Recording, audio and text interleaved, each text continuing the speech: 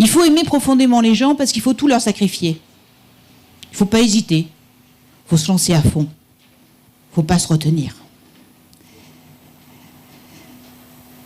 Et aujourd'hui, je veux me lancer. J'ai envie. J'ai envie parce que je suis née pour ça. Je suis née pour réussir, pour faire réussir, parce que je crois en ce territoire. Alors j'ai envie de servir ma ville. J'ai envie de servir Marseille.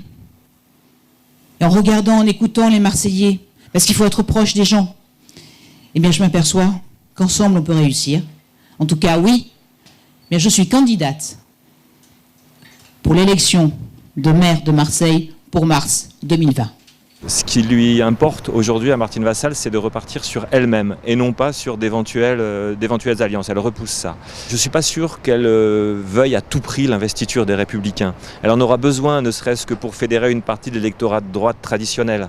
Donc ça sera mieux pour elle si elle l'a. Mais elle a compris depuis Macron, et ça tous les hommes et femmes politiques un peu sensés l'ont compris, que ça ne sert plus à rien de partir avec une étiquette. La deuxième chose qui est intéressante dans sa déclaration de candidature aujourd'hui, c'est qu'elle marque une rupture franche et directe avec Jean-Claude Gaudin.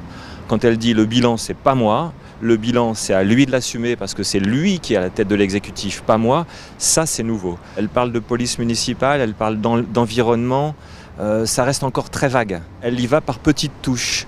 On notera d'ailleurs que la première de ses propositions était celle du candidat socialiste Patrick Mennucci en 2014, qui consiste à relier le parc Borelli à la mer. C'était une de ses propositions phares. Bon, il y a une proposition qui va intéresser les Marseillais, c'est la reconstruction de la Timone. Parce que là, elle touche à quelque chose de sensible qui va demander beaucoup de travail et une aide de l'État. Elle, ce qu'elle vise, c'est garder la tête de la métropole. Elle quittera le département et elle sera obligée de donner la mairie à la personne qui sera deuxième sur sa liste. Alors est-ce que ce sera Bruno Gilles s'il trouve un terrain d'entente? Peut-être. Lui, en tout cas, il est sur cette ligne-là, il est prêt à le faire. Est-ce qu'elle réserve la place pour un marcheur? Plus sûrement, à mon avis, parce qu'elle aura besoin d'élargir son spectre politique là-dessus. Ou est-ce que ce sera quelqu'un de la société civile qui peut-être fait partie de ses experts? Ça on verra.